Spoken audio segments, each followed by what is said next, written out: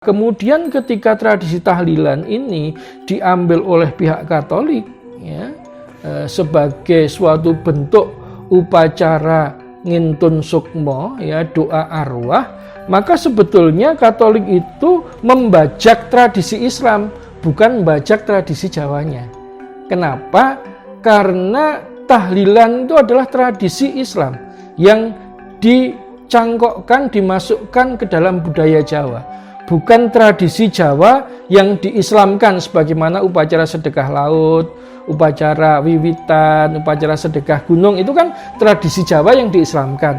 Kalau tahlilan memang betul-betul tradisi Islam yang akhirnya diterima secara luas oleh masyarakat Jawa.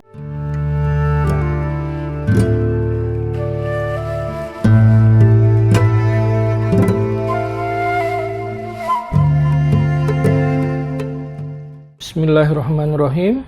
Assalamualaikum warahmatullahi wabarakatuh.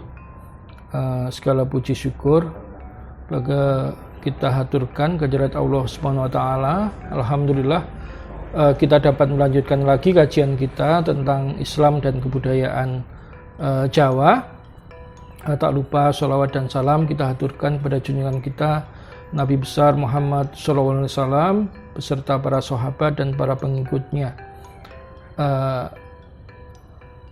Menarik kalau kita membahas antara Islam dengan kebudayaan lokal, karena pada saat ini budaya Jawa itu tengah diperebutkan oleh berbagai pihak yang punya kepentingan. Jadi Jawa tidak lagi bisa diidentikan dengan Islam, masih berbeda dengan suku-suku lain di Indonesia. Misalkan kalau kita mendengar kata orang Aceh kok agamanya Katolik ya, telinga kita itu masih berdenging. Mosok sih orang Aceh kok beragama Katolik? Orang Minang beragama Kristen.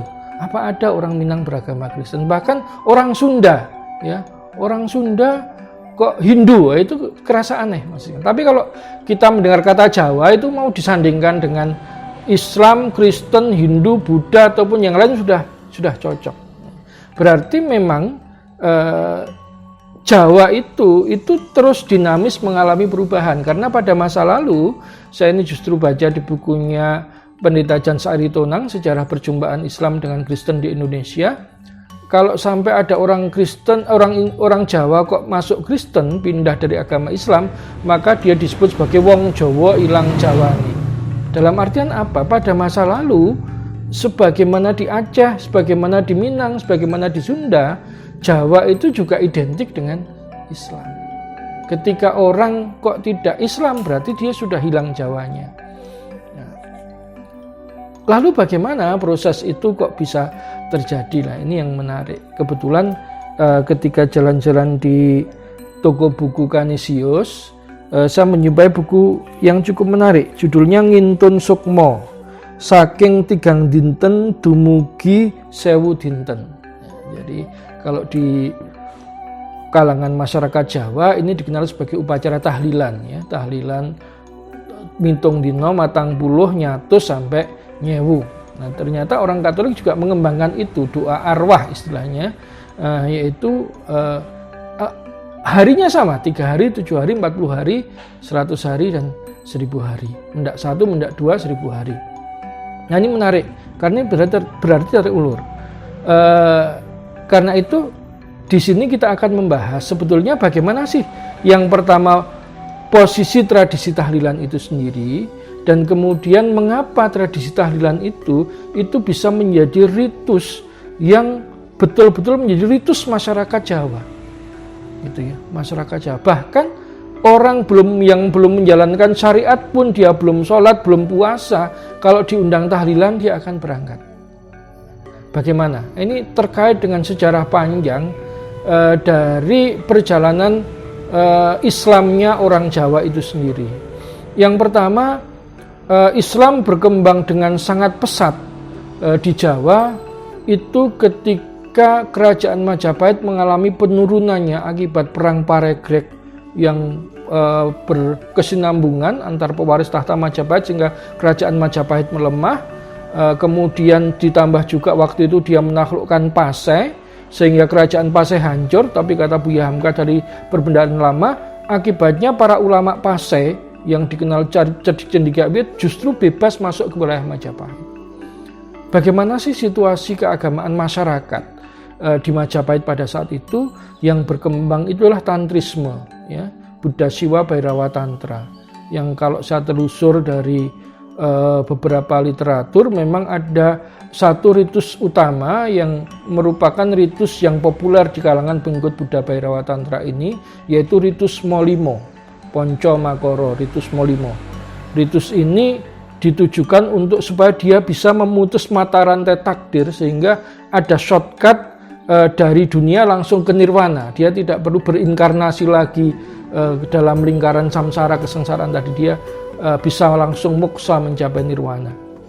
Apa isi dari ritual Molimo itu tadi? Yang pertama adalah matsyo, makan ikan gembung beracun. Kemudian ada juga manuyo, minum darah dan memakan daging gadis yang dijadikan korban. Jadi ada lagi madyo, minum minuman keras sampai mabuk. Mutro, menari sampai ekstase. Ini masih ada dalam kesenian-kesenian tradisional Jawa yang terutama di lereng gunung, ndadi istilahnya ya, menari sampai ekstase. Ada juga maituno, ritual seks massal dalam sebuah lapangan yang bernama Setra. Setelah itu mereka semedi dan diyakini itu akan kesaktian bagi orang yang melakukannya. Nah, kemudian ada juga beberapa ritus yang akhirnya agama itu tidak lagi mampu memberikan rasa aman kepada para pengikutnya. Pada masa lalu ketika orang meninggal, itu kalau kalangan bangsawan dia dikremasi dalam upacara ngaben, ya, dibakar mayatnya. Tetapi bukan hanya itu. Kalau suami yang meninggal sebagai suatu bentuk kesetiaan istri kepada suami, maka ikut dibakar hidup-hidup bersama jenazah sang suami, itu istrinya dalam upacara sati. Jadi nanti istri terjun ke api yang berkobar, dia mati bersama sang suami. Nah, catatan sati yang terbesar, ya, upacara sati yang terbesar itu di Jawa terjadi ketika kremasi jenazah Raja Tawang Alun, raja terbesar di Belambangan. Karena dia itu seorang raja, maka ikut dibakar bersama jenazah sang raja itu ke 271 istrinya. Bisa dibayangkan akhirnya agama itu justru menimbulkan kengerian-kengerian bagi pengikutnya. Dan biasanya pada saat itu maka agama akan ditinggalkan oleh masyarakatnya. Dan ini tidak hanya berlaku bagi Hindu-Buddha saja.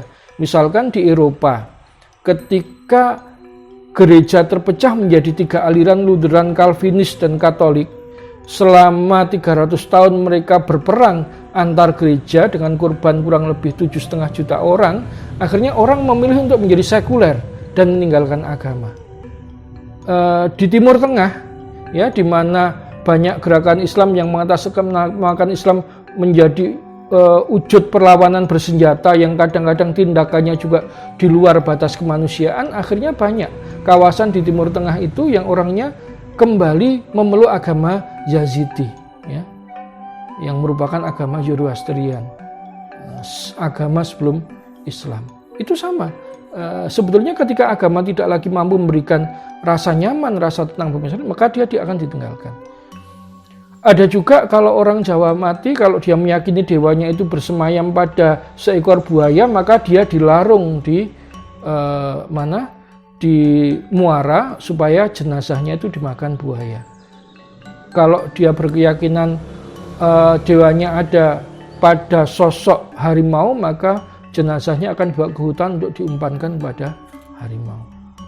Nah, kemudian ketika Islam datang, dia mengenalkan tentang tradisi kematian yang berbeda, bahwa filosofinya itu adalah orang itu berasal dari tanah, ketika dia meninggal akan dikembalikan ke tanah, dan sebelum dikembalikan ke tanah dia disucikan dulu dan didoakan dulu, bahkan setelah meninggal pun dia tetap didoakan oleh yang hidup. Maka dalam pandangan orang Jawa, kata Raden Tanoyo, filosofi Islam tentang kematian itu adalah filosofi yang paling masuk akal. Sehingga masyarakat Jawa akhirnya berbondong-bondong untuk masuk ke Islam. Jadi memang tradisi ini merupakan pintu masuk orang Jawa untuk mengenal agama Islam. Sehingga itu adalah tradisi yang kemudian menjadi tradisi bersama masyarakat Jawa. Dan kemudian tradisi ini itu akhirnya menjadi tradisi yang kalau di dalam bukunya Clifford Geertz disebutkan orang Abangan yang kalangan kawula alit itu merasa dimanusiakan. Mengapa?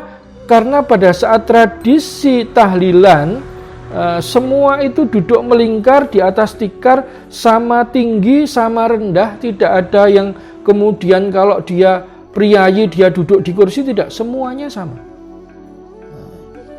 Jadi egalitarianisme Islam itu sangat terasa dalam tradisi ini. Itu sebabnya kalangan wong cilik pun itu menyambut tradisi ini. Selain itu juga tradisi ini merupakan tradisi yang bisa menjaga ya antara kaum wong cilik ya, abangan, kemudian kaum priayi dan juga santri itu duduk dalam satu forum bersama. Mengapa? Karena di dalam tradisi ini satu-satunya yang bisa membacakan doa itu ya kaum santri tadi. Jadi orang Jawa itu tidak mengenal tata cara mendoakan orang mati di luar doa-doa bahasa Arab. Karena itu yang bisa mendoakan itu para santri. Sehingga hubungan antara masyarakat awam dengan kaum santri senantiasa terjaga oleh tradisi ini, sehingga masyarakat awam itu mengidolakan santri sebagai suatu bentuk manusia sempurna yang harusnya semua orang itu seperti itu. Sehingga orang Jawa itu meskipun dia masa mudanya itu nakal ya, beling, tetapi dia masa tuanya dia akan mengikuti jejak santri. Umur 40 itu biasanya sudah mulai latihan sholat, Jumatan, ya, kemudian ikut pengajian dan sebagainya. Karena tradisi ini, ya. Kemudian tradisi itu juga itu yang kemudian menjadi tradisi desa. Sehingga kalau orang tidak ikut tradisi ini dia akan disingkirkan. Sehingga waktu itu kalau ada orang Kristen masuk Kristen dan dia tidak mau ikut tradisi ini, itu dia akan tersingkir dari desanya sampai akhirnya Belanda membuat desa-desa khusus Kristen di Jombang, Mojowarno, di Kuningan dan sebagainya.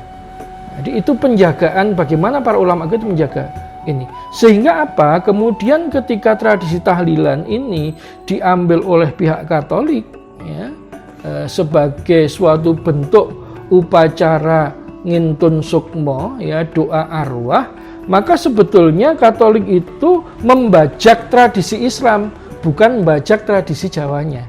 Kenapa?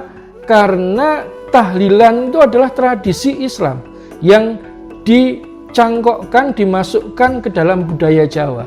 Bukan tradisi Jawa yang diislamkan sebagaimana upacara sedekah laut, upacara wiwitan, upacara sedekah gunung, itu kan tradisi Jawa yang diislamkan. Kalau tahlilan memang betul-betul tradisi Islam yang akhirnya diterima secara luas oleh masyarakat Jawa. Itu sebagaimana ketika Van Lith melakukan inkulturasi budaya, maka kemudian Van Lith itu tetap memerintahkan orang Jawa untuk berkhitan. Ya. Padahal tradisi khitan ini jelas dikenal orang Jawa itu berasal dari tradisi Islam. Nah, oleh karena itu, bagi anak muda Muslim Jawa, saya pikir sudah sepatutnya untuk menggali sejarah Islamisasi Jawa yang sudah dilakukan oleh para ulama kita, sehingga jangan sampai kita itu justru membuang sesuatu yang seharusnya milik kita sendiri dan diserahkan kepada orang lain. Jadi itu yang saya katakan bahwa tahlilan Katolik adalah pembajakan tradisi Islam. Dia bukan mengkatolikkan tradisi Jawa, tetapi dia membajak tradisi Islam. Bahkan bukan tradisi Islam Jawa saja. Kenapa? Karena tradisi tahlilan 7 hari, 40 hari, 100 hari, mendak 1, mendak 2, dan 1000 hari itu juga ada di Maroko. Juga ada di Tunisia, juga ada di beberapa belahan Afrika di mana Hindu Buddha belum pernah masuk ke sana.